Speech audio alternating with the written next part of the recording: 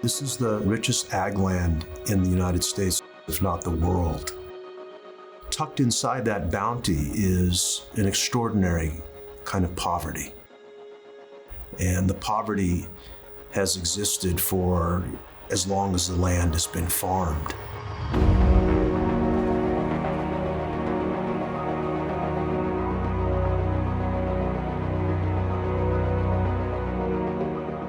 To understand redlining, you have to go back a century and a quarter to the beginnings of the Farm Belt here, because that's when the inequality became carved into the land.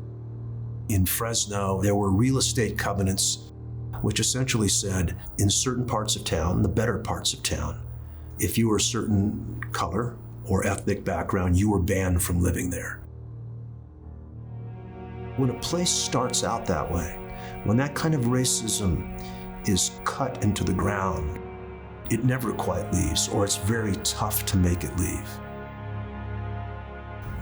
In some ways, those that lost in the Civil War were seeking to create something new and to recreate the South, but now in the West. The vestiges of that racism are loud and clear everywhere you drive in this place. The suburban wealth, just a few miles away from an extreme version of urban poverty and then rural poverty. Let's take a 20-minute drive in Fresno. You start on the north end of town where these compounds are walled off and there's these mega churches.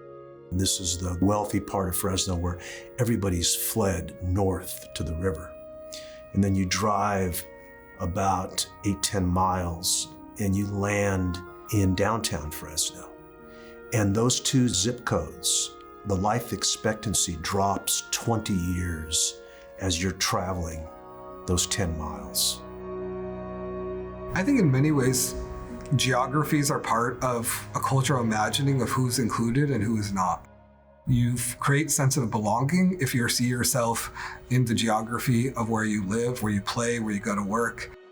The past is present, and the present is tied to the past.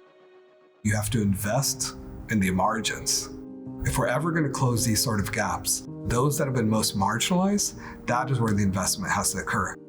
It's really about decision makers in Fresno, and they will only do so if there's a push and pull from the grassroots holding them to accountability. Your real power in terms of lowercase d democracy is what you do at the most community level.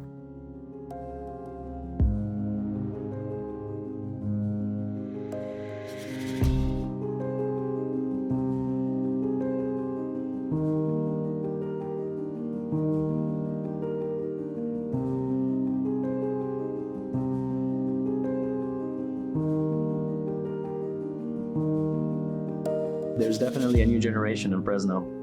Change is happening. It's not coming, it's happening. It was an opportunity to paint community warriors. I can only paint so many murals. I try and make sure that my brushstrokes have the maximum impact by partnering with people who are also doing good in their community.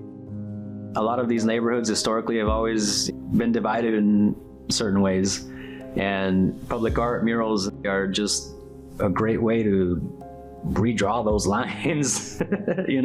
All of a sudden the lines don't matter. We're putting up artwork, we're putting up culture. There is something happening here. There is a revitalization. Will it be co-opted, or will it be able to have a life of itself? That's a question that many of us are trying to answer and hopefully even try to shape. My hope for Fresno's landscape is that that line between north and south ends up becoming blurred in a way.